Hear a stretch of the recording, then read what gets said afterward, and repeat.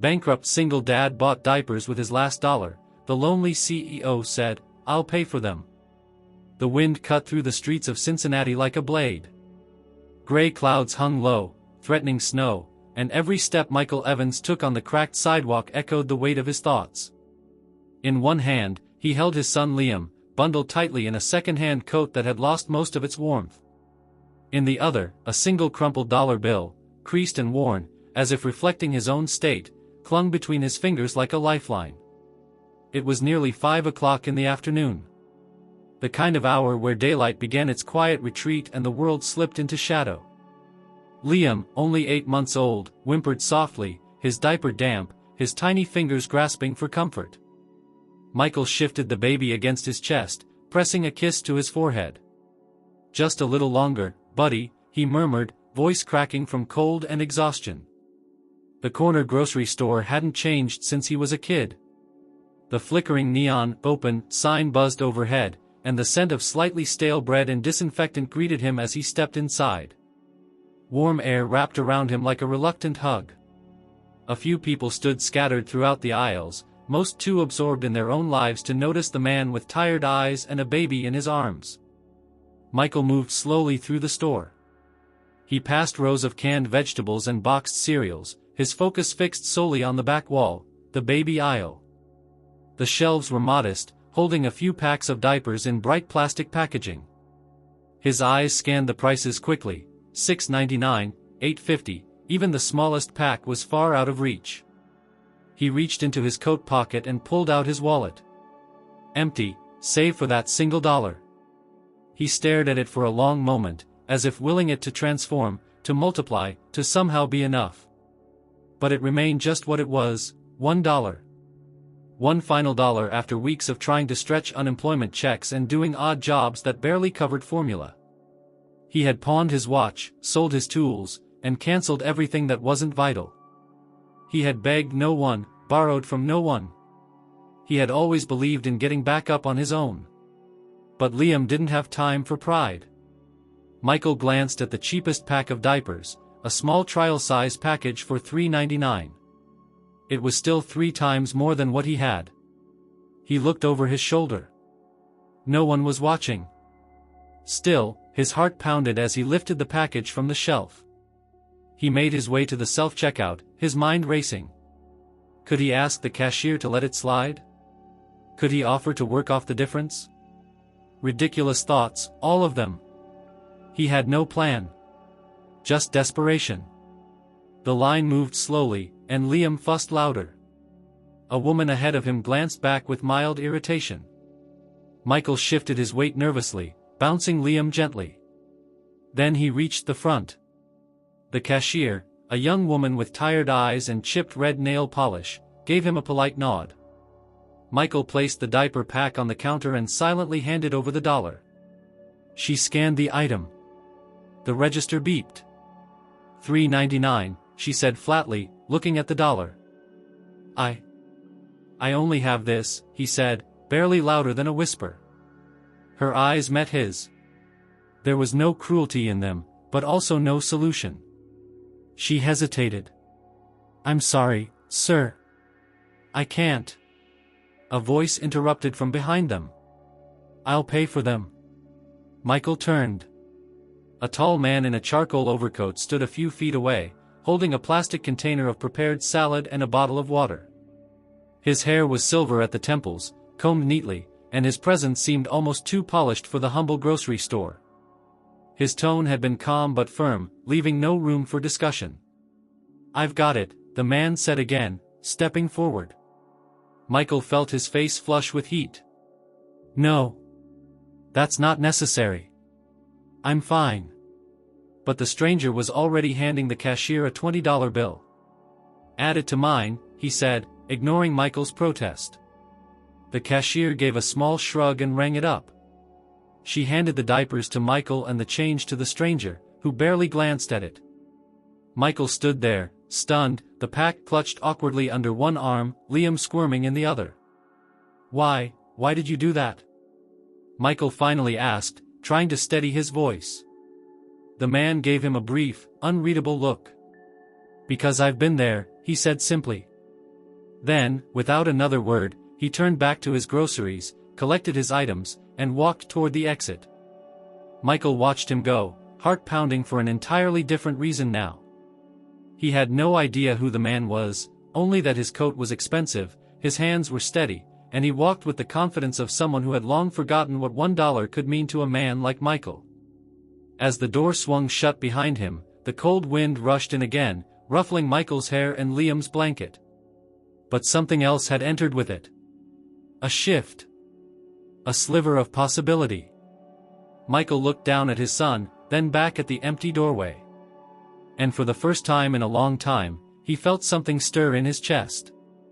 Hope. The automatic doors of the grocery store slid shut behind the man in the charcoal coat, but his presence lingered like a strange aftertaste. Michael stood motionless for a moment, gripping the diaper pack, unsure of what to feel. Gratitude, embarrassment, confusion, all twisted into a knot in his chest. Liam had settled down, sensing perhaps that something in his father had shifted. Still, the silence that followed the man's brief act of kindness felt louder than the wind outside.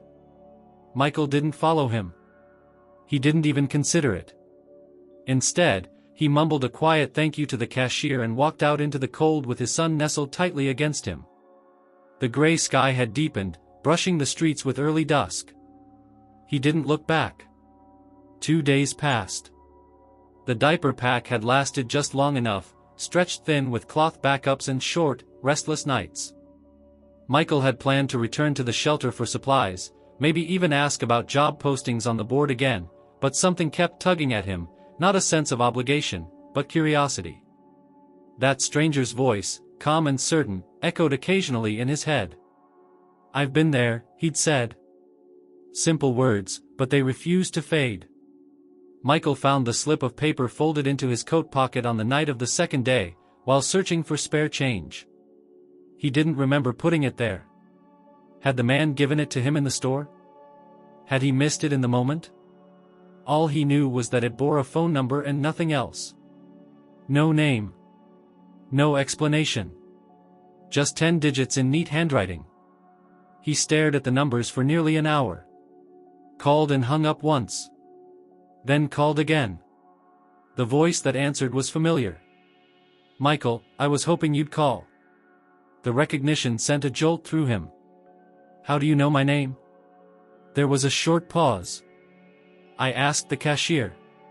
She didn't want to say, but I told her I wasn't trying to sell you anything.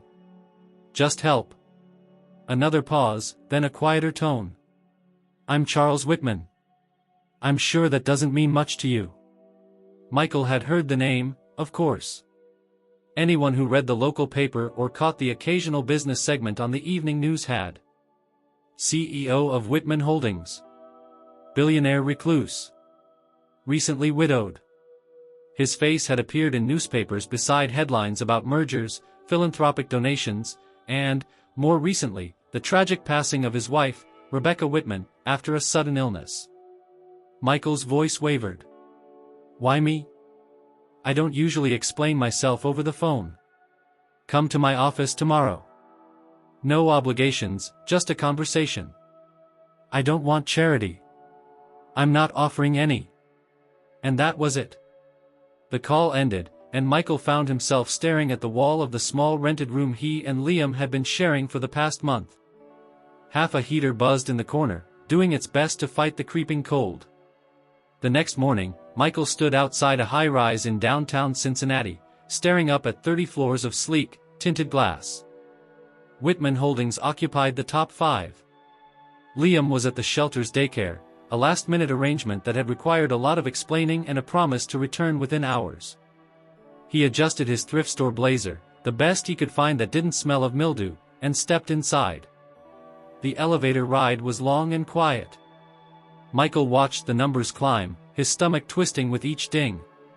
When the doors opened on the top floor, he found himself in a minimalist lobby with white marble floors, a single leather bench, and walls of glass overlooking the city.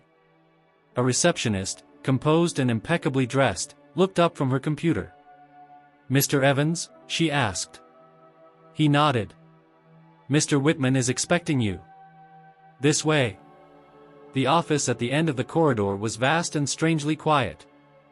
Floor-to-ceiling windows offered a panoramic view of the city, and the furniture was sleek but not excessive. Charles Whitman stood behind a wide desk, sleeves rolled up, tie loosened, his silver hair slightly disheveled, a man not pretending to be anything but exactly who he was. He extended a hand. "Michael. Thank you for coming." Michael hesitated, then shook it. "I almost didn't. I wouldn't have blamed you." He gestured to a chair, and they sat. The silence hung for a moment, heavy but not uncomfortable. Charles studied him, not with the cold calculation of a CEO sizing up a potential deal, but with something gentler. Something closer to recognition. "I won't waste your time," Charles said. "I'm looking for someone. Not just for a job. For a role that requires trust, humility, discretion, someone who understands what it means to rebuild from the ground up." Michael raised an eyebrow. "You're trying to hire me?" "Not yet. I'm asking you to consider a conversation. I need a new personal assistant. The last one left 2 years ago, shortly after my wife passed. Since then, I've managed most things alone." Michael was quiet. He wasn't sure what was more surprising, the offer itself or the fact that a man like Charles Whitman had been doing anything alone. "I don't have a degree from an Ivy League school," Michael said finally. "I don't even have a degree. I used to be a junior accountant before the company I worked for collapsed. After that, it was temp jobs, deliveries, anything to keep my son fed." Charles nodded slowly. "That's exactly why I'm talking to you." Michael leaned back, crossing his arms. "You don't know me." "I saw you in that store," Charles said, voice lowering. "I saw something in your eyes that I recognize. Not pity. Not panic. Something more dangerous.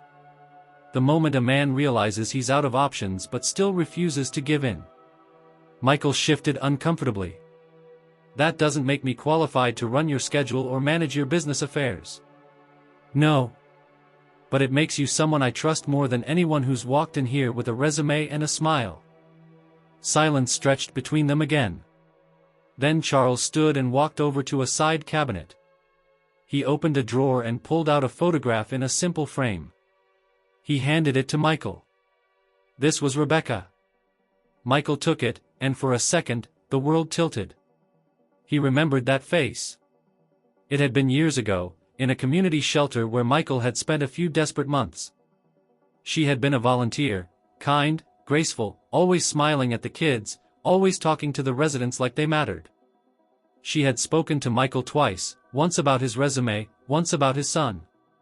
He remembered thinking she seemed out of place, too gentle for the harshness of that environment. But she had cared. Genuinely. "You knew her?" Charles asked quietly. Michael nodded slowly, unable to form words. "She believed in people," Charles said, almost to himself. "Even when they didn't believe in themselves." Michael handed the photo back, his fingers trembling slightly. "I didn't know she was with you." Charles returned to his desk. "She would have wanted me to help someone like you. Not with handouts. With purpose." Michael looked at him, uncertain. "And if I say yes? You'll start on a trial basis.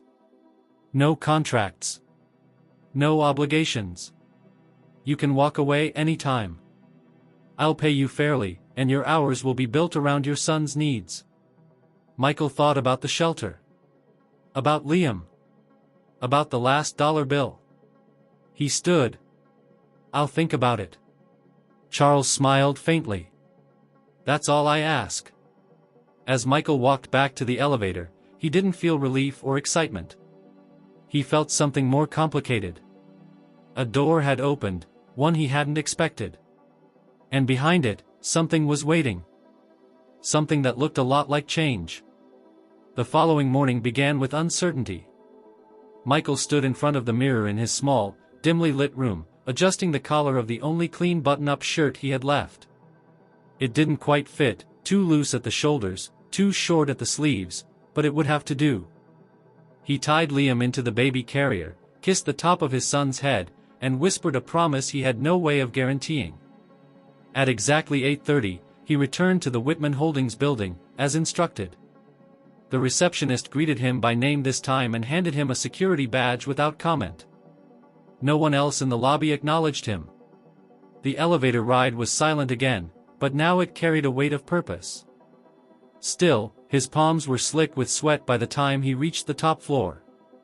Charles was already there, standing by the window, sipping black coffee from a white porcelain mug. The city below stretched endlessly in every direction, buildings piercing the overcast sky like concrete monoliths. The office was immaculate, too perfect, Michael thought, as if untouched by real life. "You came," Charles said, turning with a small nod. "Good. I said I'd think about it," Michael replied, trying to keep his voice steady. "I thought about it." "Then let's not waste time," Charles gestured toward the desk, which was now covered in a neat stack of folders, a tablet, and a small notebook. "Your trial starts today. No introductions, no speeches. Just tasks. If you don't understand something, ask. If you think something's wrong, say so." Michael crossed the room slowly, scanning the materials. "And if I mess something up? Then we fix it." Charles paused, his eyes calm but piercing. "This isn't Wall Street. There's no stage here. Just work." For the next few hours, Michael absorbed more information than he had in years. Charles gave quick, direct instructions, appointments to manage, emails to triage, files to digitize, but he also left space for Michael to find his own rhythm. The silence between them wasn't uncomfortable. It was functional. Charles rarely looked up from his own work, but when he did, it was always with a question that caught Michael off guard. "What's your son's favorite food?" "Sweet potatoes. With apples. But only if they're warm." Later, out of nowhere, "What kind of music did you grow up with?" "Mostly Motown. My mom loved Marvin Gaye." Each answer seemed to satisfy Charles more than any spreadsheet Michael had managed to organize. By mid-afternoon, Charles leaned back in his chair and studied the skyline. "You know what the hardest part of this job is?" he asked, almost to himself. "Deciding who's telling the truth." Michael looked up. "You mean in business deals?" "No," Charles said, glancing over. "I mean in life." The statement hung between them, uncomfortably personal. Michael didn't respond. He didn't need to. Both men understood what wasn't being said. At 4 o'clock, Charles stood abruptly and closed his laptop. "Come with me." Michael followed him down a back corridor he hadn't noticed before. The walls here were warmer, wood-paneled instead of marble, and the light softer. At the end was a door that looked like it belonged in a home, not a corporate tower. Charles opened it without knocking. Inside was a small room. Not an office. A private library, maybe. A sitting area. There was a couch, a piano against one wall, a collection of books lining the shelves. Framed photographs were everywhere, personal ones, not publicity shots. A wedding picture.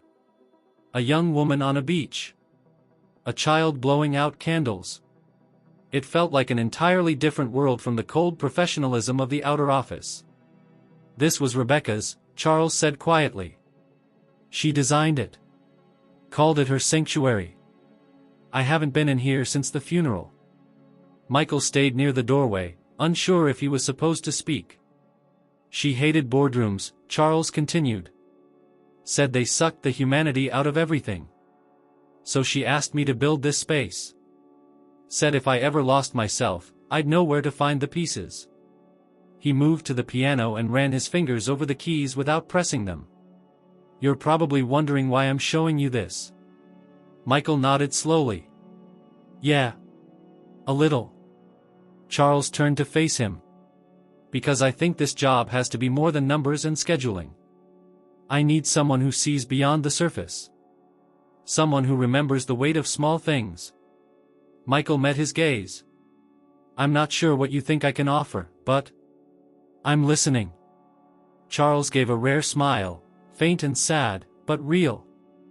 That's more than most. They returned to the main office, and the rest of the day passed in focused, quiet efficiency. Michael finished sorting through the backlog of Charles's personal calendar, reorganized a dozen key documents, and flagged several overlooked messages. As the clock neared 6, Charles finally closed his planner and stood. "You did well today." Michael blinked, surprised. "Thank you. I'll see you tomorrow. Same time." Michael nodded, unsure whether the day had been a test or something more intimate. He left the office feeling like he had passed through two entirely different worlds, one of glass and steel, the other of grief and memory. And somehow, he had been invited into both. Outside, the city had gone dark, but it didn't feel as cold. Michael walked with purpose. The evening traffic buzzed around him, neon lights reflecting off the wet pavement. He stopped briefly at a crosswalk, waiting for the signal. A mother with two children stood beside him, the older one holding her hand tightly, the younger asleep in a stroller. He looked at them, then down at the baby carrier strapped to his chest. "You still awake, kid?" he whispered. Liam shifted, then let out a small sigh in his sleep. Michael smiled, just barely. He didn't know what tomorrow would bring. But for the first time in a long time, he wasn't afraid to find out. The second week began before Michael realized the first had ended. The days blurred together in a quiet rhythm of early mornings, diaper bags, brief elevator rides, and Charles Whitman's relentless pace. Yet, the work didn't exhaust him the way his old jobs used to. There was a strange balance to it. He didn't feel like an employee so much as a man learning a new language, sentence by sentence, gesture by gesture, in the presence of someone who spoke fluency through silence. Charles rarely explained his decisions, but he trusted Michael to carry them out. Meetings were arranged. Calls were filtered. Notes were taken, refined, and returned without need for praise. There was no micromanaging, but there was accountability. When Michael made a mistake, like rescheduling a call without realizing the client was based in Tokyo, Charles didn't raise his voice. He simply corrected the course with a brief nod, as if saying, "Now you know." Michael did learn. Fast. By the end of the second week, Charles began leaving him alone in the office for stretches at a time. He'd return with coffee, or sometimes nothing, but never with an explanation. He didn't need to give one. Michael understood that for Charles, control was currency, and he was slowly handing some of it over. It wasn't until Friday evening that something shifted. The workday had officially ended, though Michael was still at his desk, finishing an email to confirm next week's off-site board meeting. The office was quieter than usual. Most employees had already left, and the sunset burned through the glass walls like molten copper. Charles had been in his private meeting room for nearly 2 hours, and Michael assumed he'd slipped out early.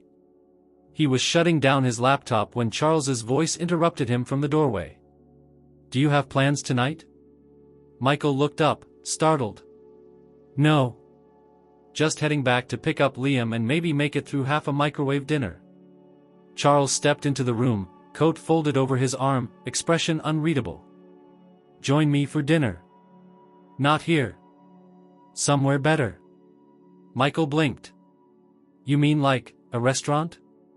Charles raised an eyebrow. "Is that so strange?" "Well, yeah," Michael said, laughing nervously. "A little. I'm not exactly dressed for white tablecloths and wine lists. It's not that kind of place." Michael hesitated, glancing toward the clock. "Can I bring Liam?" Charles paused. "Of course. But it's not child-friendly. My driver can take us afterward. The restaurant's close to my house. There's a guest room. You won't need to worry about rushing." Michael felt a sudden wave of suspicion, or perhaps defensiveness. "Why are you doing this?" Charles didn't flinch. "Because you still think this is about charity." "It's not. It's about conversation." That was the end of the discussion. 40 minutes later, Michael found himself seated in the back of a black town car with Liam sleeping against his chest, headed toward the more wooded edge of the city. The restaurant was nothing like he expected. Tucked beneath an old overpass in a neighborhood that had once been industrial and now felt quietly reborn, the place had no sign, only warm lighting and ivy growing along the red brick exterior. Inside, the smell of slow-cooked herbs and wood smoke filled the air. There were no tuxedoed waiters or murmurs about wine pairings, just a low hum of conversations, heavy chairs, and a fireplace in the far corner. They were seated in a private alcove near the back, where Liam could remain sleeping undisturbed. Charles ordered without looking at the menu, then pushed the wine list across the table. "Choose anything. Or nothing. Up to you." Michael chose a soda. It felt like the right kind of rebellion. For a while, they ate in silence. The food was simple: roasted chicken, vegetables, freshly baked bread, but perfectly made. When Michael finally leaned back and set down his fork, Charles set his napkin beside his plate and folded his hands. "You know why I stopped hiring people?" he asked. Michael shrugged. "Because no one was good enough?" "No," Charles said. "Because no one was honest. They either wanted something from me or were too afraid to say when they didn't understand what I needed. I lost patience. And then I lost Rebecca." Michael didn't interrupt. He sensed that this wasn't a story Charles told often, or ever. "She understood everything I wasn't saying," Charles continued. "She hated the business world, but she understood people. She told me once that empathy was a form of intelligence. I didn't believe her then. But you believe her now," Michael said softly. "I believe it's the only intelligence that matters." A beat passed. "I think you remind me of the man I was before I became this," Charles added, gesturing vaguely around himself. "Hungry. Flawed. Still willing to be wrong. Most people forget how to do that." Michael tilted his head. "What makes you think I haven't forgotten?" Charles gave a small smile. "You haven't walked away yet." The conversation drifted then, toward music, books, the places neither of them had ever traveled to. Michael found himself surprised at how normal Charles could seem away from his tower of glass and steel. He wasn't guarded, but neither was he fully open. His words were measured, precise, like someone who had spent his entire life learning to say the bare minimum without sounding cold. They left just after 9, Charles carrying a to-go bag with bread for Liam. The driver was waiting. The city lights shimmered against the windows as they drove north, toward a quiet residential area where the houses were old but dignified, their porches lined with lanterns and trees taller than the rooftops. Charles's house sat behind a tall iron gate, down a winding driveway. The structure was stone, ivy-covered, and much larger than Michael had imagined. But it wasn't ostentatious. There was no fountain, no columns, no gold trim. Just quiet strength. Inside, the guest room was already prepared. Warm, comfortable, with a crib brought in at some point during dinner. Charles gave him a brief tour, kitchen, library, patio, and then stopped at a closed door down the hallway. "This was Rebecca's studio," he said quietly. "I haven't opened it since she died." Michael didn't ask why he mentioned it. He just nodded. Before retiring, Charles paused at the stairs. "I meant what I said, Michael. This isn't about saving anyone. Least of all you. But I think there's value in surrounding ourselves with people who remind us what we still have to learn." Michael nodded again, unsure what to say. Liam slept soundly that night. Michael didn't. He lay in the guest bed staring at the ceiling, thinking of all the ways this could unravel, all the pieces of himself he'd kept hidden for so long, and the strange weight of being seen through them anyway. Something had changed. He just didn't know what it would cost yet. The morning light poured through the guest room window in a warm, hazy beam. Michael blinked awake, momentarily disoriented by the softness of the bed, the scent of fresh linen, and the absence of the usual hum from the street outside. It took him a full minute to remember where he was. Then he turned his head and saw Liam still asleep in the crib by the far wall, his small body bundled in a blanket, one arm flopped across his chest.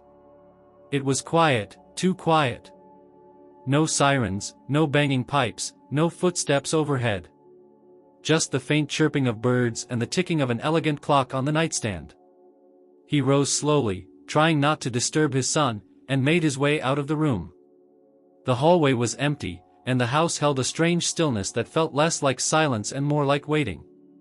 He found the kitchen easily, thanks to the faint smell of coffee already brewing. To his surprise, Charles was seated at the breakfast table, dressed down in jeans and a button-up shirt, sleeves rolled casually to the elbows. "You slept in," Charles said without looking up from the newspaper in his hand. Michael rubbed the back of his neck. "Guess I'm not used to mattresses that don't have springs trying to stab me in the ribs." Charles smirked faintly.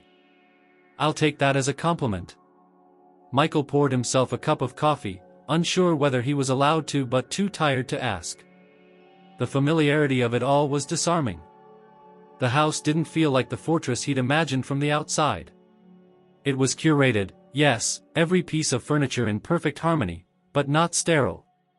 There were signs of life. Books with bookmarks still wedged in them. A bowl of keys near the door. An old dog bed in the corner, though no pet in sight. They sat in silence for a few minutes, sipping their coffee. Then Charles folded the newspaper and set it aside. "I'd like you to stay for a bit longer," he said. "Not as a guest. As part of something."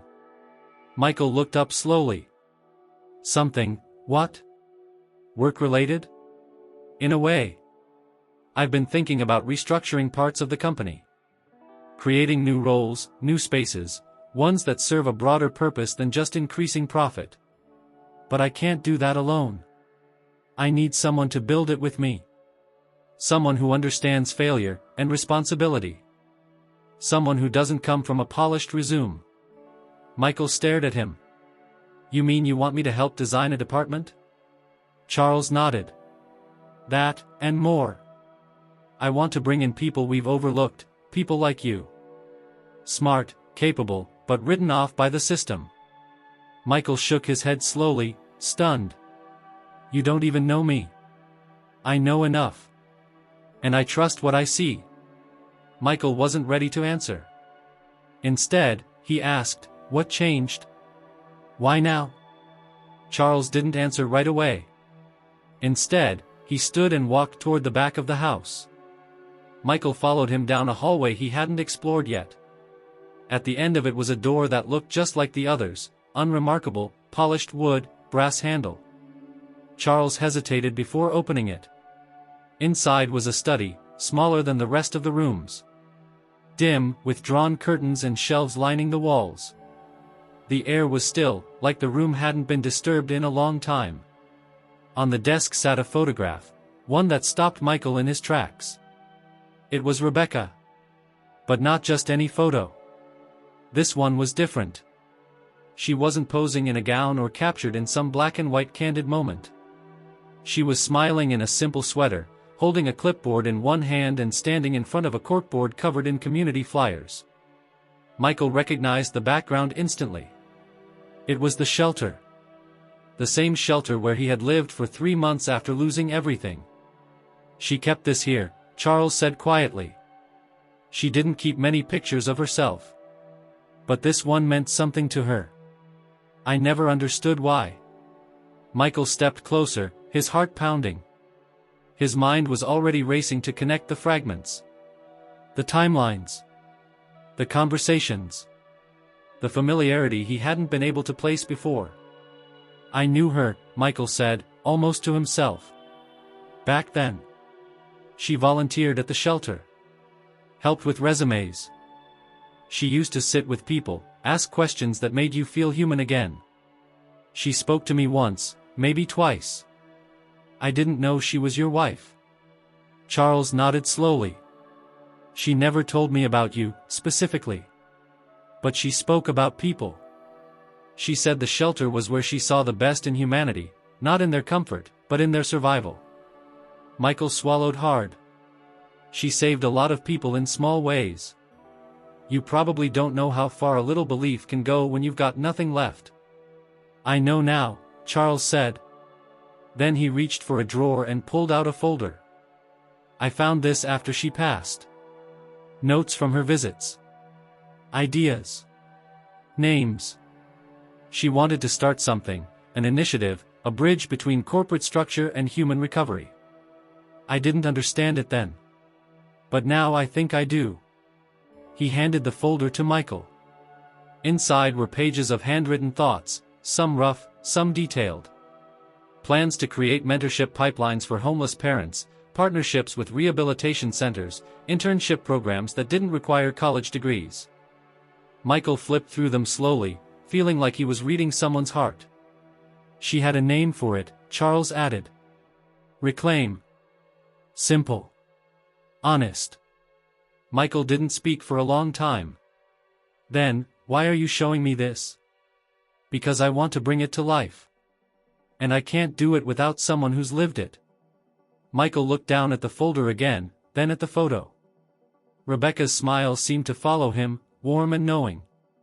He remembered the way she had handed him a printed job listing all those years ago, her fingers brushing his, her voice quiet but firm, "You're worth trying again." He closed the folder gently. "You're sure I'm the one?" "I'm sure you're the first one who should be." They left the room in silence. As they returned to the kitchen, the morning sun had risen higher, bathing the house in gold. Liam was stirring in the guest room, his soft cries echoing faintly through the hall. Michael stood for a long time, looking out the window. Then he turned back to Charles. "All right. I'm in." The following week began with a new kind of weight on Michael's shoulders, not the burden of survival, but the delicate pressure of purpose. Charles had arranged for a private office space to be prepared within the Whitman Holdings building, specifically for the Reclaim initiative. It was modest compared to the other executive suites, but large enough to house the beginnings of something real.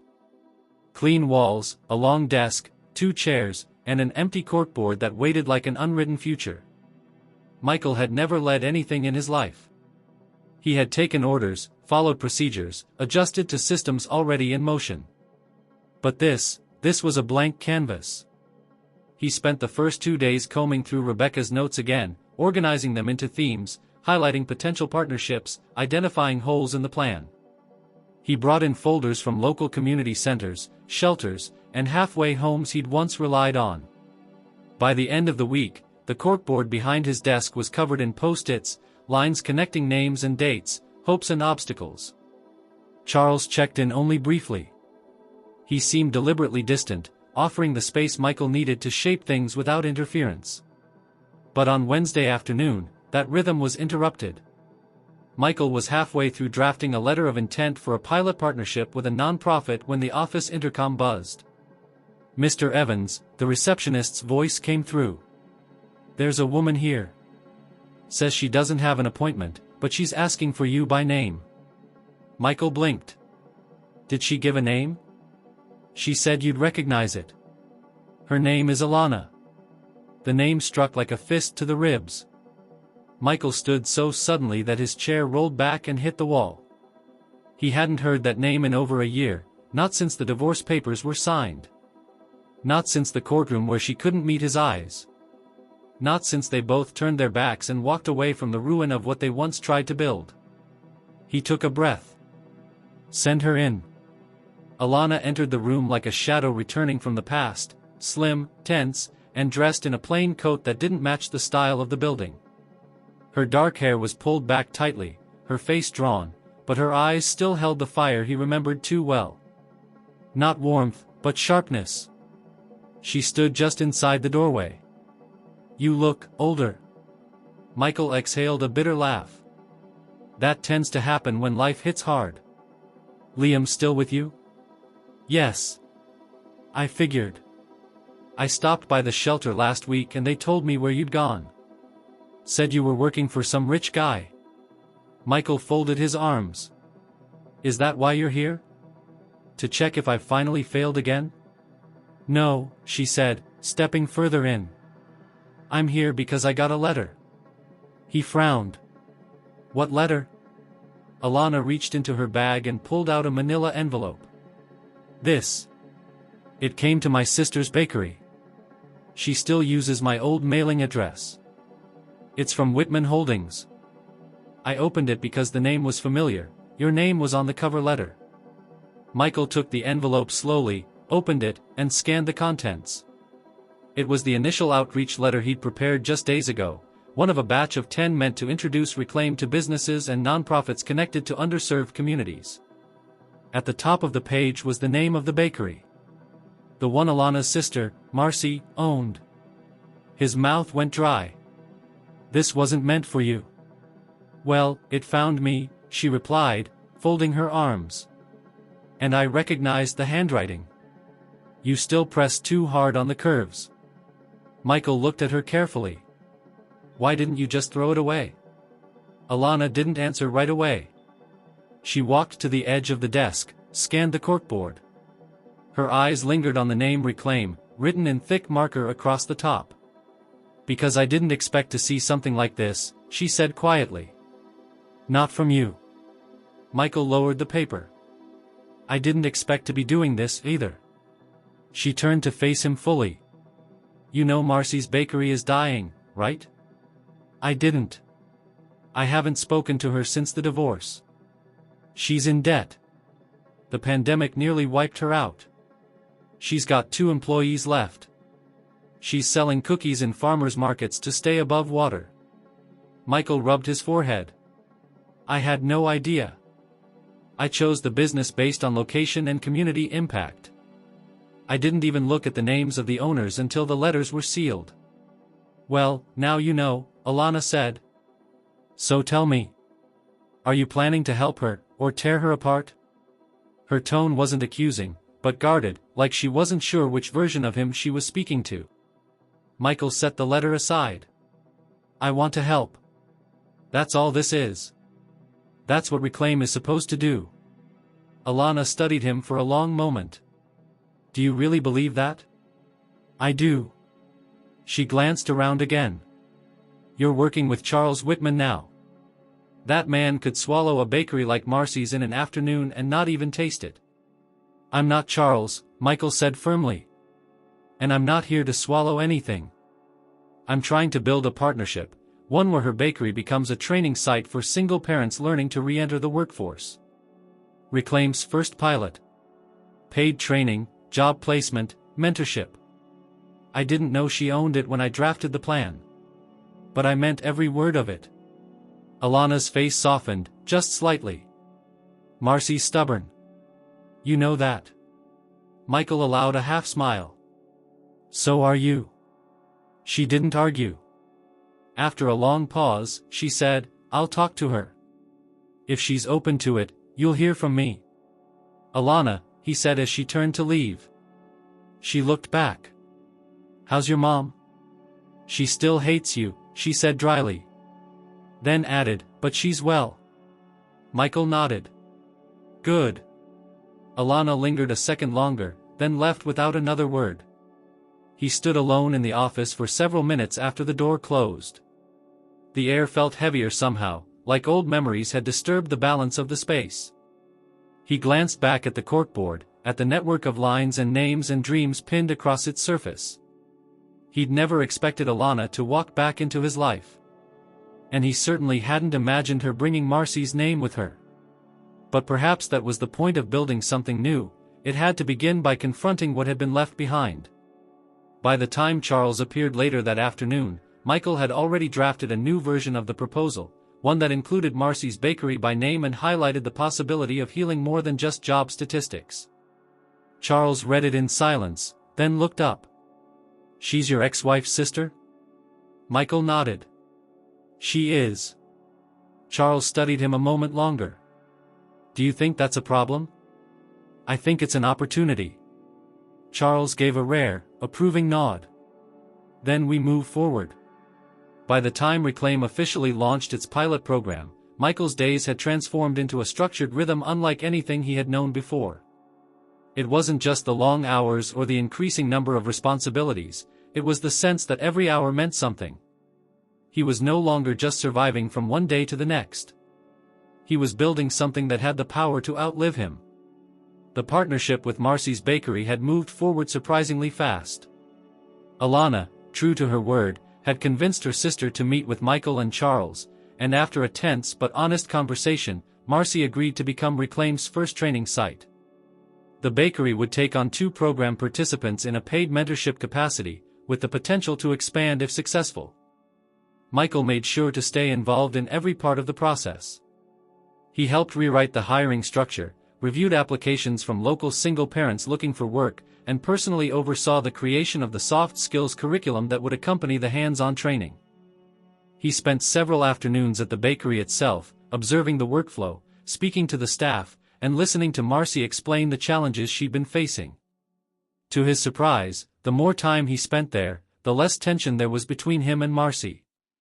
She didn't exactly warm to him, but she acknowledged his efforts, even offered him a pastry once without sarcasm. That, in itself, felt like a small miracle. Back at the office, Michael had fully settled into his dual role, managing Charles's increasingly complex schedule and running the Reclaim initiative with growing autonomy. He'd hired an assistant of his own, a sharp, soft-spoken woman named Tasha who had previously worked as a shelter coordinator. She understood the mission without needing it explained. Together, they moved with quiet precision, gradually shaping Reclaim into more than just an idea on paper. Charles had returned to his usual routines, executive meetings, board calls, discreet negotiations, but something about him had shifted. He stopped closing his office door during the day. He started walking through the building with less formality, even occasionally sitting in on Reclaim brainstorming sessions without speaking, just listening. His presence no longer carried the weight of surveillance. It felt more like curiosity. One Wednesday morning, just after 9 o'clock, Michael arrived at the office with Liam in tow.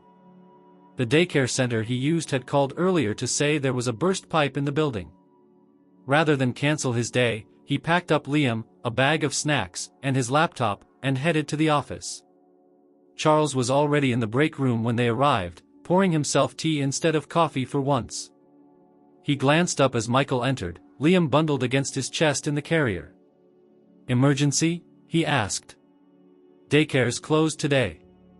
Plumbing issue." Charles gave a faint nod. "He's welcome here. You know that." Michael smiled. "Thanks." For most of the morning, Liam sat in a makeshift play area Tasha helped set up in the corner of Michael's office. He babbled to himself, clutched a soft toy, and occasionally crawled across the floor with a sense of exploration that reminded Michael how fast children grow when you're not watching closely enough. Around noon, Charles knocked lightly on the door and stepped in without waiting for a reply. He carried 2 takeout containers and handed one to Michael. "Thought you might be too busy to grab lunch." Michael took it, surprised. "Thanks. I was." Charles glanced at Liam, who was now attempting to climb a stack of files, and then back at Michael. "Do you remember the first time I saw you?" Michael nodded. "The grocery store." "You hesitated at the register," Charles said. "Most people who plan to walk away without paying don't hesitate. But you did." Michael waited for the point. "That hesitation stuck with me," Charles continued. "It told me something. That you hadn't crossed over yet." Michael tilted his head. "Crossed over to what?" "To the place where you no longer care who sees your desperation," Charles said quietly. "You were still holding on to something. Dignity, maybe. Or pride. Whatever it was, it made you pause." Michael didn't respond right away. Then he said, "I didn't want Liam to see it. Even if he didn't understand it yet. I didn't want him to look back on that moment, even subconsciously, and feel shame." Charles nodded, more to himself than to Michael. "That's why I offered to pay." It wasn't just about the diapers. They ate in silence after that, a comfortable one, while Liam crawled around between them. At one point, he pulled himself up using Charles's leg for balance, and Charles froze for just a moment before placing a steady hand on the boy's back. "He's steady," Charles said softly. Michael looked at him. "He didn't used to be. He was sick for a while. That's part of why things fell apart with Alana. The stress, the hospital bills, it all just became too much. And I didn't handle it well." Charles didn't pry. He just nodded again and said, "You're handling it now." That same afternoon, something else shifted. One of the senior board members, a man named Avery Delmont, stopped by the Reclaim office unannounced. Avery was known for being skeptical of any initiative that didn't directly translate to shareholder value. He walked in wearing a perfectly tailored suit and a smile too polite to be genuine. "Michael Evans," he said, extending his hand. "I hear you've made quite the impression." Michael stood, shook his hand. "I'm trying to build something that matters." "And I'm sure you are," Avery said smoothly. "I was just speaking with Charles earlier. He tells me you're planning to expand the pilot next quarter?" "That's the goal," Michael replied. Avery glanced around the modest office. "I admire your optimism. But you'll need a lot more than goodwill to make this sustainable. Has Charles mentioned the resource review scheduled for next month?" Michael frowned. "No. It's standard procedure," Avery said. "The board reviews all new projects and departments, evaluates their return potential. Just a formality. But I figured I'd drop by and see how things are progressing." Michael recognized the subtext immediately. The visit wasn't friendly. It was a warning. As soon as Avery left, Michael found Charles in his office. "He came by," Michael said. "Delmont. He mentioned a resource review." Charles nodded. "They're circling. Is Reclaim in danger?" "Only if we don't prove it's valuable," Charles said. "But not just financially. We have to show that it transforms something beyond the numbers. That's what scares them." Michael leaned against the doorframe. "I thought we had more time." "We don't. Which means we need to accelerate. I'll get you the data from the boardroom.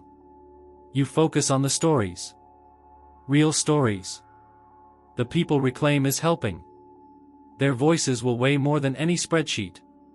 Michael nodded. "Then I'd better get to work."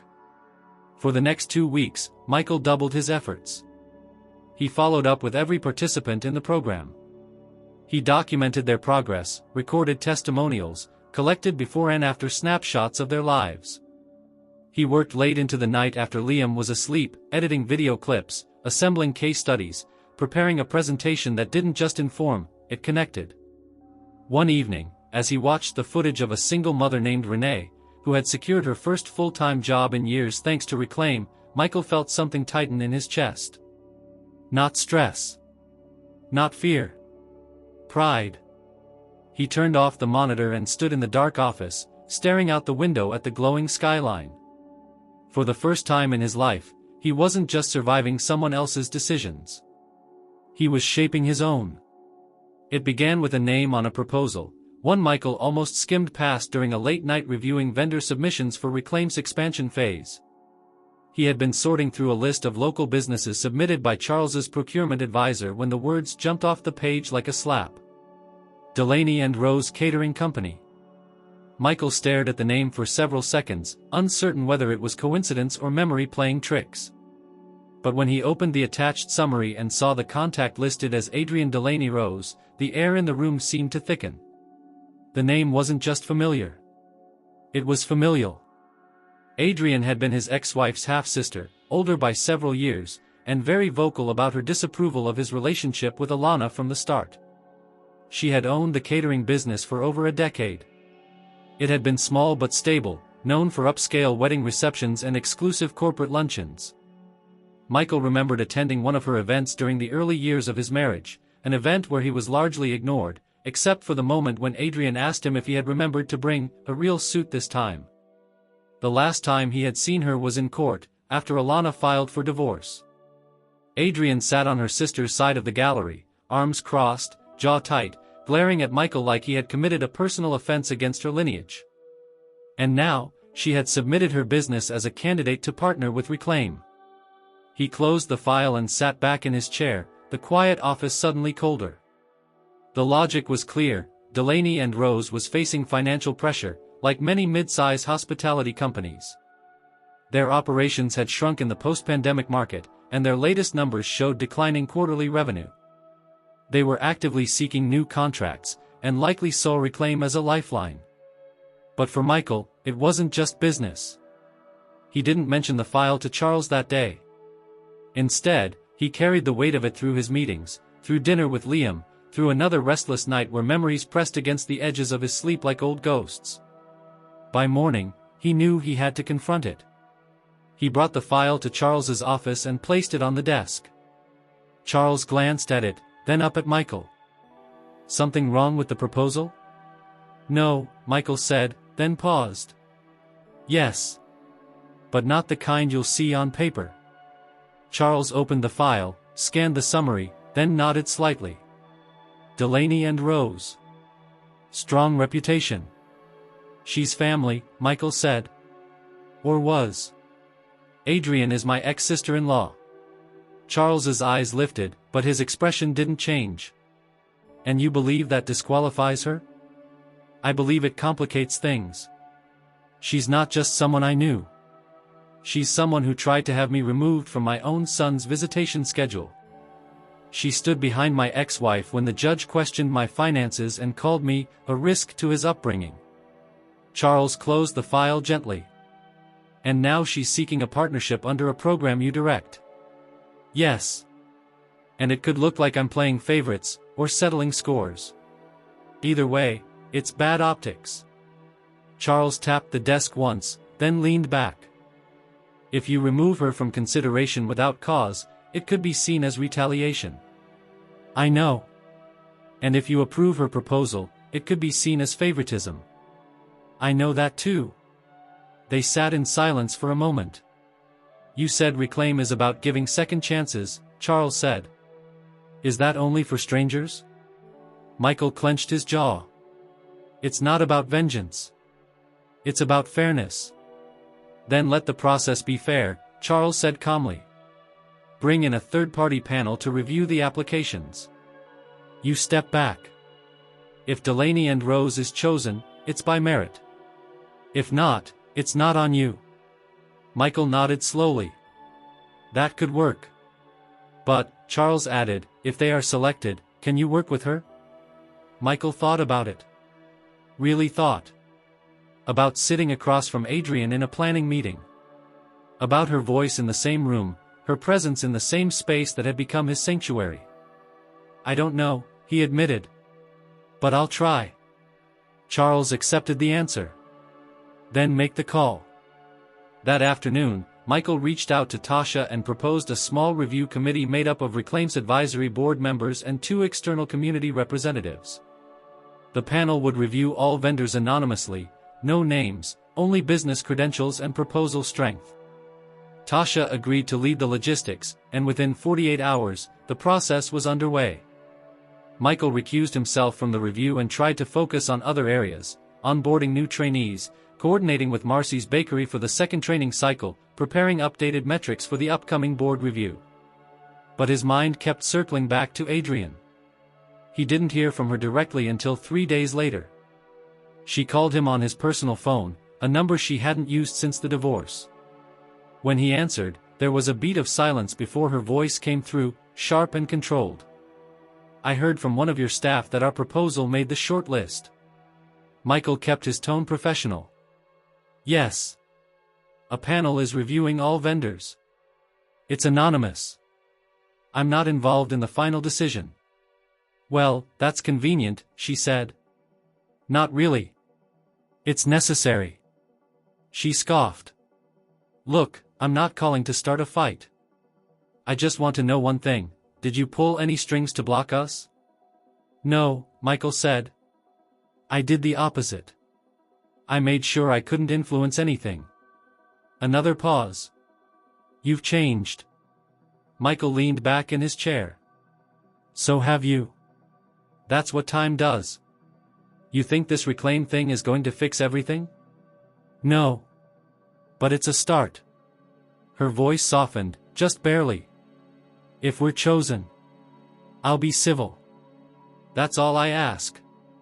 The call ended, and Michael sat in the quiet of his office for a long while. A week later, the committee made its final selections. 2 vendors were chosen. One of them was Delaney and Rose. Charles brought Michael the news himself, setting the signed approval memo on his desk. "They scored highest in logistical preparedness and mentorship capacity," he said. It was a fair decision. Michael nodded, staring at the page. You'll need to meet with her soon, Charles added. You'll be co-presenting the partnership in the press release. Michael gave a small, dry laugh. Of course I will. But something had changed. He didn't feel bitterness. Just wait. The kind that came with standing at the intersection of past and future and realizing you couldn't build one without confronting the other. He picked up the phone and called Adrian. We've got work to do, he said. Michael didn't sleep much in the days following the announcement.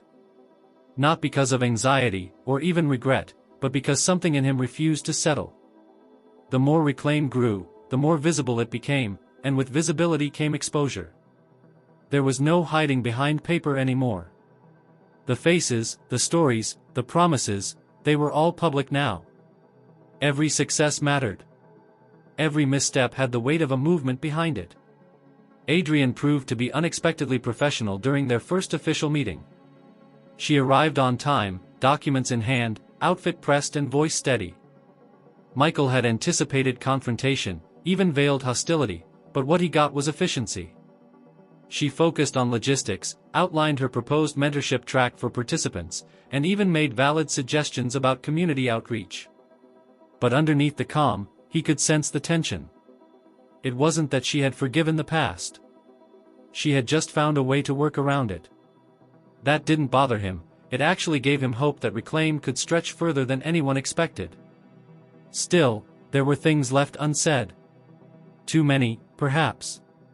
On the third day of their collaboration, they met in the community center adjacent to the bakery, one of Reclaim's training hubs in development. Adrian had arranged for a small lunch with local press as part of a soft publicity push. Michael arrived early to review setup, but the moment he stepped into the empty room and saw the banner, Reclaim and Delaney and Rose, building futures together, his stomach twisted. Not with fear, but with the haunting echo of a different banner, one that had hung over his wedding reception years ago with the same surname printed across it. When Adrian entered, she noticed his look and paused mid-step. Don't tell me you're having second thoughts. Michael shook his head. Just remembering how strange life is. She smirked faintly. Strange doesn't cover half of it. They got through the event without incident. Michael gave a short, impassioned speech that touched on personal growth without diving into personal pain. Adrian handled media questions with sharp poise. By the time it ended, the local coverage had already begun trickling in. Later that night, Michael sat with Charles in his office, reviewing the latest feedback. They like it, Michael said, scrolling through his tablet. Even the hardline critics are softening. The program's momentum is real. Charles looked at him for a moment before replying. And how are you holding up? Michael considered the question. I'm managing. There's something about success that makes everything feel fragile. Like if I move too fast, it'll all collapse. That's because you're not used to progress being something you're allowed to own, Charles said quietly. But it's yours. You've earned it. Michael set the tablet down. You said once that people stopped telling you the truth when you reached the top. I think I'm starting to understand that. Charles raised an eyebrow. Already? It's not just the compliments or the buzz, Michael explained. It's the way people start editing themselves around you. Like they're not sure how honest they can be. Charles nodded. And you? I'm trying not to edit myself in return. But it's hard. He leaned back in his chair and stared out the window. Charles. I've never asked, but why me? Out of all the people you could have helped, why did you decide I was worth the time? Charles stood and walked to the bar cart by the window, poured 2 glasses of water, and handed one to Michael. Because Rebecca used to tell me that I was blind to the people who mattered most. I chose you because I didn't want to stay blind. Michael looked down at the glass in his hand. She believed in this. Reclaim. You're not just honoring her, this is part of your healing too. Charles didn't argue. The next morning, things shifted again. Michael arrived at the office early to prepare for a meeting with the city's Department of Workforce Development. Tasha was already there, sifting through documents. She handed him a folder without looking up. Charles wants you to review this before the meeting. It's urgent. Inside was a confidential proposal drafted by one of the senior directors on Charles's board. It outlined a potential acquisition, a failing food services corporation on the outskirts of town that could be absorbed and restructured under Whitman Holdings. Michael skimmed through the pages until he reached the subsidiary brands. His stomach sank. One of them was a small family-run food delivery company, Kin Harvest, founded by none other than the husband of Adrienne Delaney Rose. A company that, despite shrinking profits, had avoided selling or merging for years on principle. It had become a staple in the local organic food scene and prided itself on ethical labor and sustainable partnerships. If Whitman Holdings acquired the umbrella company, Kin Harvest would be swallowed whole. Michael sat down hard in his chair. This wasn't just a business decision. This was a direct conflict. Adrienne had no idea her husband's company was at risk, and Charles had not mentioned the connection, which meant he either didn't know or didn't want Michael to factor personal history into professional conduct. Tasha noticed his silence.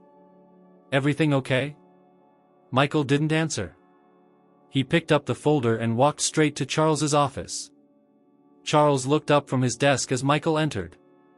"I assume you've seen the proposal." Michael held up the folder. "Kin Harvest is Adrienne's husband's company." Charles nodded once. "I know. You didn't tell me. I didn't think it would change your approach." Michael stepped closer. "It changes everything. If this goes through, she'll think we used Reclaim to get access to her network, to position Whitman Holdings for a softer entry." "Did we?" Charles asked bluntly. "No," Michael said. "But that won't matter." Charles stood, walked around the desk, and faced him directly. "This is the dilemma. Loyalty or progress? We can preserve a relationship, or we can restructure a company that's bleeding value." Michael's jaw tightened. "And what happens when progress costs people everything they've built?"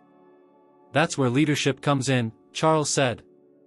"Making peace with the fact that not everyone will understand the decisions that serve the greater good." Michael didn't speak.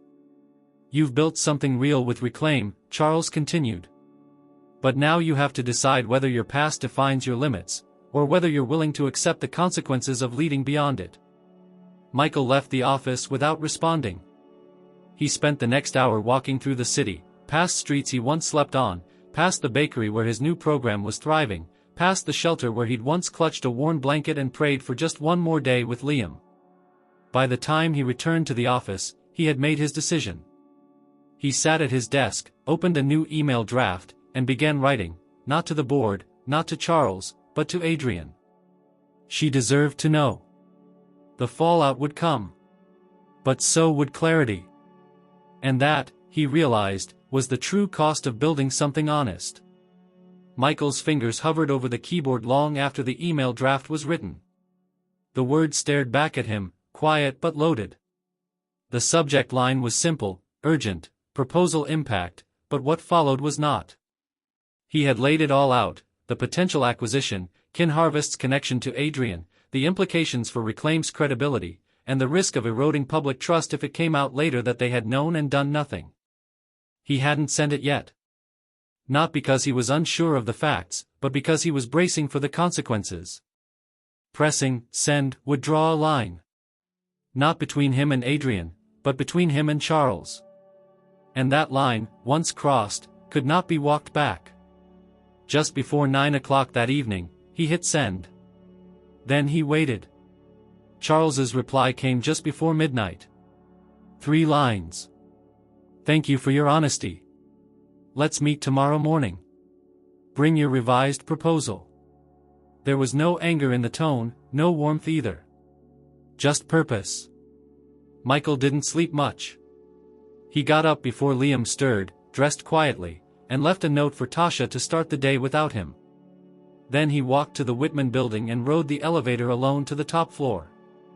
The city was still waking up, but his thoughts were already racing. Charles's office door was open. He stood by the window, looking out over the skyline, arms folded. "You've been busy," he said without turning around. Michael entered slowly. I did what I thought was right. Charles nodded once. And you've done it well. But now we have a bigger problem. Michael said nothing. Charles turned and crossed the room, dropping a newspaper onto the desk between them. The headline stretched across the top, Local Initiative Under Fire, Reclaim Tied to Corporate Takeover? Below it was a subheading that named Delaney and Rose, Kin Harvest, and Whitman Holdings, all in the same breath. Michael's throat went dry. How? It leaked, Charles said. The board's internal strategy document. Someone got hold of it. Could have been from inside Reclaim, could have been a rival firm. Michael picked up the paper and scanned the first few paragraphs. Quotes from anonymous sources. Questions about conflict of interest. Speculation about whether Reclaim had been a PR cover for strategic acquisitions. It's everywhere this morning, Charles added. Which means the decision isn't ours to make privately anymore. Michael lowered the paper. What are you going to do?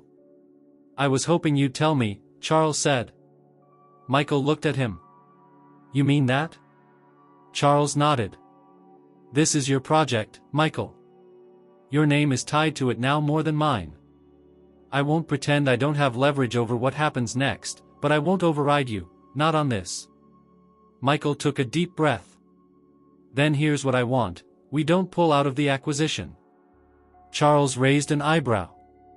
Go on. We don't pull out, Michael repeated. But we change the terms.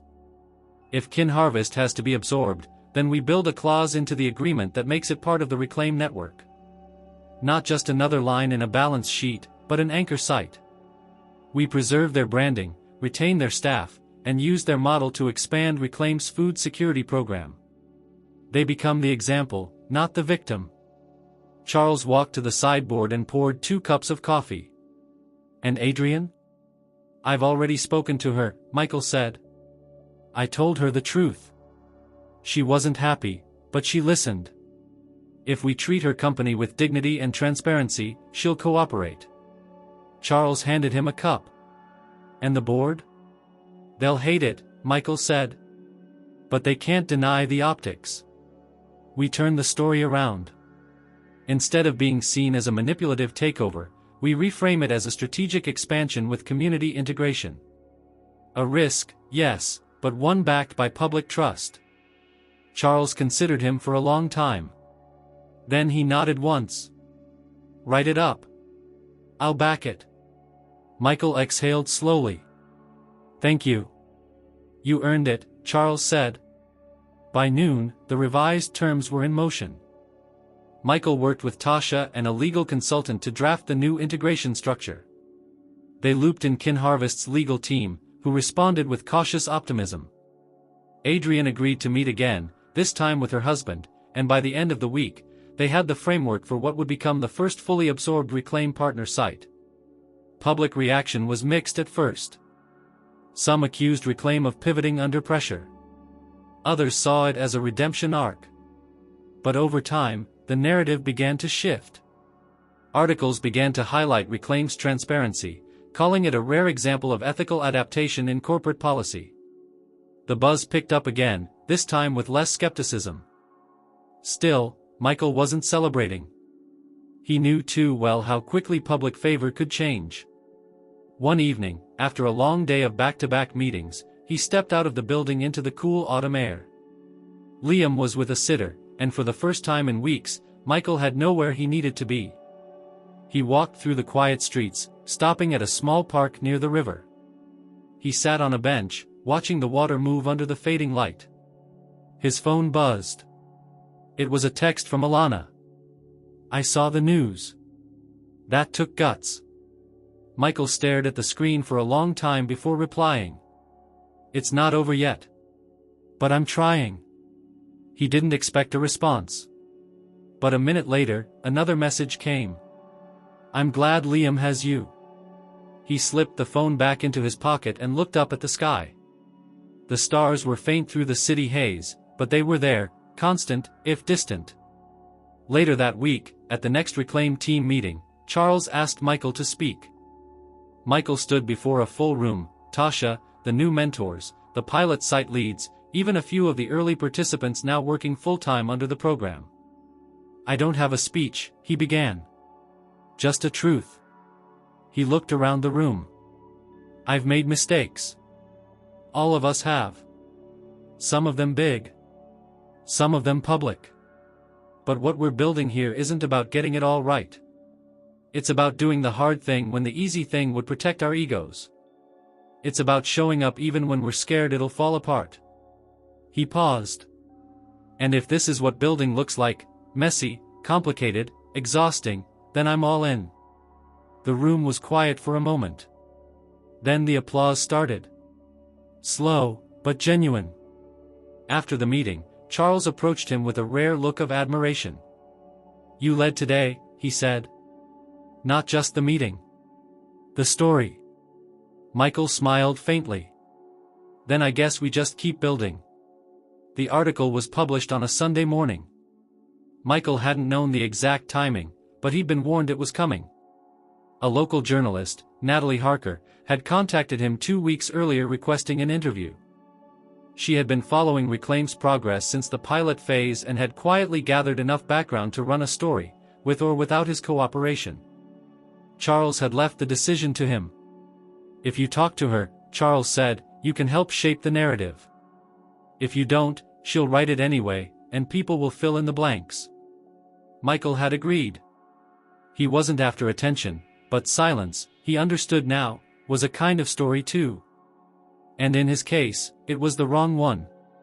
So he met Natalie at a small coffee shop across from the shelter he once called home. No entourage, no PR handler. Just himself and the woman who held a recorder and a notepad and asked the kind of questions most people danced around. "Why did you take the job with Charles Whitman?" "Because I needed a paycheck. At first. And later? Because someone believed in me before I could believe in myself." She had nodded, scribbled, and pressed deeper. She asked about Liam, about failure, about Rebecca Whitman, about the day in the grocery store that neither of them had mentioned until then. Michael had told the truth. And now, it was out there. The headline took up nearly half the front page of the Sunday feature section. From rock bottom to boardroom, how a single father helped redefine corporate compassion. The subheader read, "Michael Evans used his last dollar to buy diapers." 2 years later, he's leading one of the most ambitious community initiatives in the state. Michael sat in his apartment, Liam asleep in the next room, and read the story 3 times. Not because he didn't believe it was real, but because every word felt like a mirror held up to a version of himself he still struggled to recognize. Natalie had painted him with grace, but not perfection. She included quotes from former shelter staff, from Tasha, from Marcy. Even Adrian, surprisingly, had agreed to speak, calling him tenacious, if inconvenient. The article didn't shy away from the controversy either. It mentioned the Kin Harvest acquisition and the internal board conflicts, but framed them as part of a larger transformation, a corporate structure learning to carry human weight. What struck Michael most, though, was the final paragraph. Natalie had chosen to end not with his words, but with a quote from Charles. "There are 2 kinds of leaders in this world," Whitman had said. "Those who build walls so they can't be touched, and those who tear them down so others can pass through. Michael Evans is the second kind. That's the kind who changes things." By noon, his phone hadn't stopped vibrating. Messages poured in, former colleagues, distant family, old friends he hadn't spoken to since before the foreclosure. Some messages were brief. Others were paragraphs. A few came with apologies. Tasha called from the office. "You're trending." He laughed, rubbing his eyes. "What does that even mean?" "It means people are paying attention. The Reclaim site crashed twice this morning from traffic. We're getting flooded with volunteer requests. That's good, right? It's overwhelming. But yeah. Good." Charles didn't reach out until that evening. He sent a one-line text. "Tomorrow, you'll be facing a different kind of room." Michael understood immediately. It wasn't just attention anymore, It was expectation. The next morning, when he arrived at the Whitman Holdings building, the energy was different. The receptionist smiled in a way that suggested she now knew more about his story than she had a week ago. A few executives in the elevator nodded respectfully. Even in silence, something had shifted. Tasha met him at his office door. The governor's office called. They want to talk about scaling Reclaim statewide. Michael blinked. You're kidding. They've set up a call for Friday. But before that, you've got a board meeting this afternoon. Full board. His stomach tightened. Right. Charles called him in around 11. The CEO's office was, as always, perfectly ordered. He held a tablet displaying the article, though his expression was unreadable. You said everything you needed to, he said. Without pretending. I just told the truth. That's exactly what made it work. Charles set the tablet down. They'll try to praise you in the boardroom. Some will mean it. Others will want proximity to your credibility. Don't let either one rewrite your voice. Michael nodded. I know who I am. Good. Because they'll ask you to forget. The board meeting began at 2. Michael entered the conference room alone, without Charles at his side. A few of the directors gave him warm greetings, others were more reserved. Avery Delmont, as expected, wore his usual politician's smile, wide, insincere, and hungry. Michael, Avery said as the room settled. Quite the story. Congratulations. Thank you. I imagine it's been a busy 24 hours. It has. Avery leaned forward. We've been reviewing Reclaim's numbers. Impressive growth. And now with this publicity, there's real potential here. But we need to discuss expansion responsibly. Michael kept his tone measured. I agree. Which is why I've prepared a Phase 2 roadmap with both ethical guardrails and financial projections. He passed out folders, watching as the board members scanned the pages. Some nodded. Others began whispering among themselves. As you'll see, Michael continued, we've outlined criteria for new partner businesses, added community accountability metrics, and are working with external auditors to verify results. This isn't a PR operation, it's an infrastructure. The questions came hard after that. What would Reclaim's budget look like with statewide expansion? What risks came with the press attention? Could the Whitman brand be heard if another controversy emerged? Michael answered each with clarity. He didn't flinch, didn't overstate, didn't soften the difficult parts. He named the obstacles and explained the solutions. By the end of the hour, the room had changed. The board voted unanimously to approve the second phase of Reclaim's expansion, contingent on quarterly evaluations and continued public engagement. After the vote, Charles stood. This project began with a chance encounter, he said. But it has become a blueprint. Not because of money or marketing. Because someone remembered how it feels to be invisible, and refused to let others feel that way. Then he turned to Michael. You've led with integrity. That's not just rare, it's necessary. The floor is yours now. Michael stepped forward. Thank you, he said. For the vote, for the support, but more than that, for the opportunity. Not just for me, but for the people Reclaim serves. They're not looking for pity. They're looking for systems that finally make space for them. He paused. We've proven it's possible. Now we prove it's sustainable. The applause was quiet, but real. Later that evening, after the building had emptied and the streets had gone quiet, Michael stood alone in his office, looking at the corkboard that had once been blank.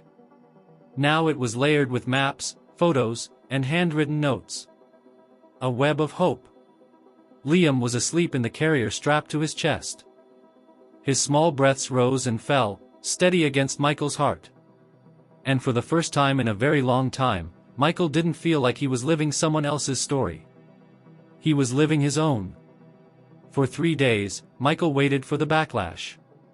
He had been through enough cycles to know that praise often came with a price, and silence could mean the storm was just gathering its voice. the article had elevated Reclaim's visibility to a national level. Local leaders were requesting consultations. Community organizers had begun inquiring about licensing the model in other cities. A university's social entrepreneurship department asked him to guest lecture. And then, the board called for an emergency session. It wasn't on the calendar. It came in the form of a discreet message from the executive coordinator, addressed to both Michael and Charles. The language was formal, the tone clipped. The reason: governance review of Reclaim's leadership and strategic direction. Charles said nothing when Michael brought the message to him. He simply nodded and said, "It was only a matter of time." Michael frowned. "You think they're moving against the project?" "I think they're moving against me." It wasn't a new suspicion. Since Reclaim had taken center stage, Charles had pulled back from certain board decisions, allowing Michael to lead on multiple fronts. That shift, subtle but public, had unnerved more than a few traditionalists on the board. Charles's unorthodox style had always been tolerated because of his success, but now his alignment with a social initiative had given others a reason to question his grip on the company's priorities. The meeting was scheduled for Thursday morning, behind closed doors, with the full board in attendance. Charles and Michael arrived together, both wearing the same neutral suits they wore for their most serious negotiations.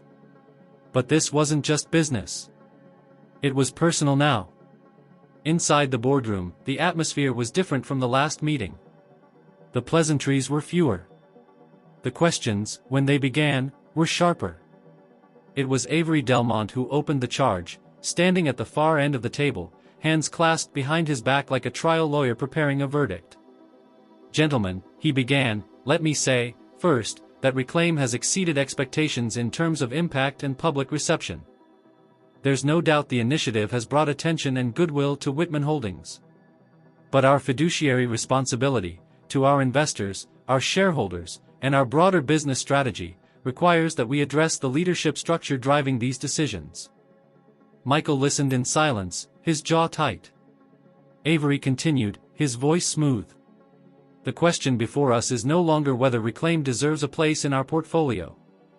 The question is whether Mr. Whitman's continued role as CEO is in the best long-term interest of this company." The silence that followed was not surprise, it was calculation. The board had clearly discussed this behind the scenes. Charles didn't flinch. "Are you calling for a vote of no confidence?" "I am," Avery replied, "with the understanding that this is not a dismissal of your legacy. Simply an acknowledgement that the company is evolving, and perhaps, should be led by someone more, in tune with its future." All eyes turned to Michael. "Mr. Evans," Avery said, "your leadership of Reclaim has been commendable. Should the board move forward with a transition in executive leadership, would you remain committed to the program?" Michael took a slow breath. He knew the trap. This wasn't just about Charles, it was about forcing him to choose sides. Reclaim had become his life's work. But it was built on the trust Charles had placed in him. "I'll remain committed," he said, "but only if the integrity of the program is protected. And that includes its origin and the values it was built on. And if that requires new oversight? Then I'd resign," Michael said plainly. "Because I won't allow this to become another shell initiative, something pretty on paper that forgets the people it was created to serve." There was a pause. Avery sat down. One of the more reserved board members, a woman named Eloise Lynn, leaned forward and spoke for the first time. "We've all read the coverage. We've seen the numbers. But what matters to me," she said, looking directly at Michael, "is whether you believe this work can continue without Charles Whitman as your shield." Michael looked at Charles, then back at Eloise. "I believe this work isn't about shields. It's about responsibility.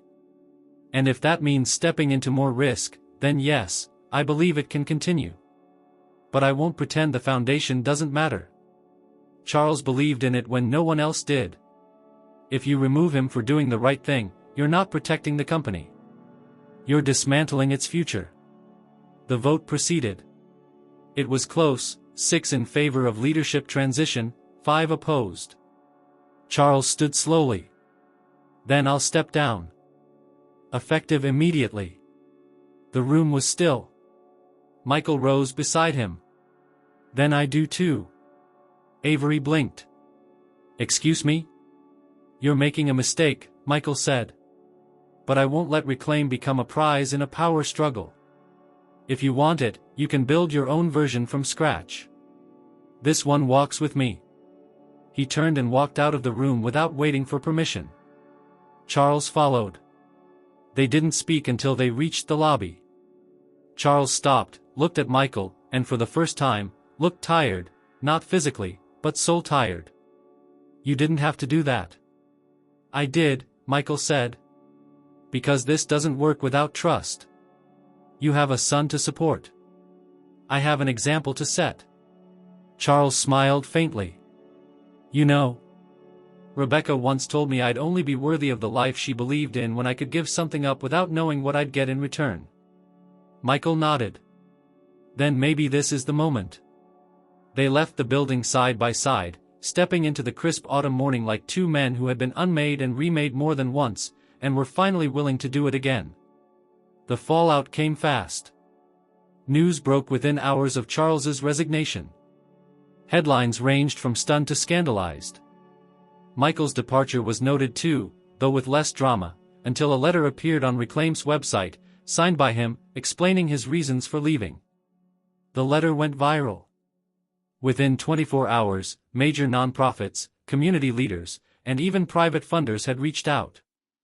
They didn't want the version that stayed behind, they wanted the version that walked out. And then came the call. A coalition of former shelter directors, faith-based organizations, and grassroots leaders offered Michael a proposition: relaunch Reclaim as a standalone nonprofit. Independent. Scalable. Entirely values-driven. With him at the helm. Michael asked for 24 hours to think. That night, he returned to the apartment, made dinner for Liam, and rocked him to sleep while the city buzzed outside. He sat on the couch afterward, alone, staring at nothing. The decision had already been made in his heart. But he needed to say it out loud. He called Charles. I'm going to do it, he said.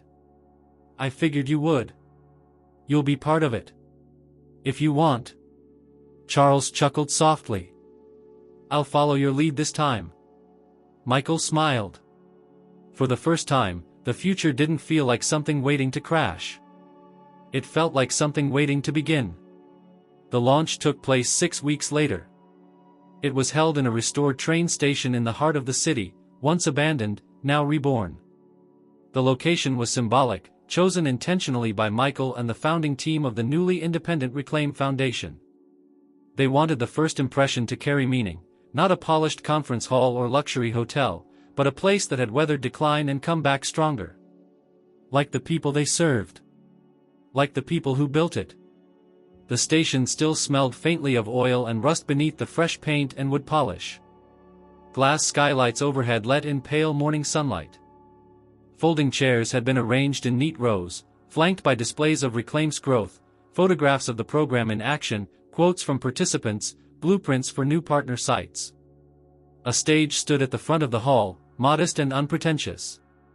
There were no banners screaming for attention. Just a single sentence projected onto the wall behind it. Dignity is the start of every transformation. By the time the event began, more than 200 people had filled the space. Community leaders, local business owners, former Reclaim trainees, volunteers, nonprofit directors, a few press outlets, and a surprising number of strangers who had simply read the article or seen the news and wanted to witness what came next.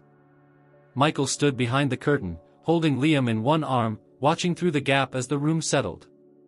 The boy had grown so much over the last year, more confident, more curious. He rarely cried when Michael left for work now. He had new clothes, a daycare he enjoyed, a growing sense of safety. A life. Ready, came a voice beside him. It was Charles, dressed not in one of his usual tailored suits, but a simple charcoal blazer and open-collar shirt. He looked more relaxed than Michael had seen him in months. Michael nodded. As I'll ever be. They stepped onto the stage together. Applause broke out immediately, not the kind that felt forced, but the kind that carried weight. Michael handed Liam to Tasha, who smiled and settled in the front row, then approached the podium. He didn't use notes. He didn't need them. "Good morning," he began. "My name is Michael Evans. A year ago, I was sitting behind a desk on the 20th floor of a corporate tower, trying to figure out if I belonged there. 5 years ago, I was standing at a grocery store checkout line, holding my last dollar and a pack of diapers, wondering if I was going to make it through the night." A few people in the crowd shifted. No one looked away. "I'm here today," he continued, "because someone chose to see me, not as a problem to be solved or a case to be managed, but as a person worth trusting. And because of that, I was able to build something that didn't just change my life. It changed other people's lives too." He took a breath. Reclaim was never about saving anyone. It was about creating space. Space for single parents. For people coming out of shelters. For those who've been told their story disqualifies them. We proved that if you give someone structure, dignity, and a reason to believe in their future, they'll rise. He glanced toward the crowd and saw familiar faces, Marcy and Adrian seated side by side, both nodding. Tasha beside them. A few Reclaim graduates now leading programs of their own. Even Alana, near the back, watching silently with her arms folded. "Today, Reclaim becomes a foundation," he said. "Independent. Community-led. Scalable. And open to any city that wants to build with us, not for the sake of a brand, but for the sake of rebuilding lives." He paused. "I could tell you more numbers, more impact reports, more data. But what I want to leave you with is this: every big change starts with a small, human moment. A quiet yes when someone expects a no, a shared meal. A job offer made without prejudice. A dollar spent not on survival, but on dignity." He looked out at the crowd, and his voice softened. "We've all had moments where we stood at the edge of something, not knowing what would come next. This is what happens when you take a step forward anyway."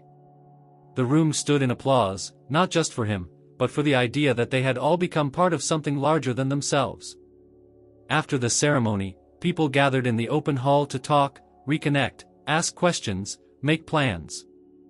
Michael made his way through the crowd, shaking hands, exchanging stories, watching as participants from the earliest phases of Reclaim introduced themselves to new volunteers and city officials. Eventually, he stepped outside, needing air. The day was bright now, the sky open and cloudless. The sound of the crowd behind him buzzed through the cracked windows of the old station. Charles joined him after a few minutes, carrying 2 coffees. "You're good at that," he said, handing Michael a cup. "At what?" "Leading from the inside. Making people feel like they belong." Michael sipped the coffee. "I learned it from someone who used to hide in his office behind a desk full of mergers." Charles smiled. Rebecca would have been proud. Michael didn't reply right away. Then he said, "I think she already was. Even back when I had nothing." They stood in silence for a while. "You know," Charles added, "you could go anywhere now. Board seats. Book deals. Maybe even politics." Michael laughed softly. "I'm right where I need to be." "Still," Charles said, "don't forget what this means. You've changed the equation. The people at the top, they're watching. That means they'll try to copy it. Maybe dilute it. Maybe buy it. Protect it." "I will," Michael said. "But I'm not doing it alone." A few hours later, as the event wound down and the last guests drifted into the afternoon light, Michael walked to the back of the building where Liam sat playing with a few of the other staff members' children. The boy looked up, saw him, and smiled wide, then stood on his unsteady feet and ran. Michael scooped him up in his arms and held him close.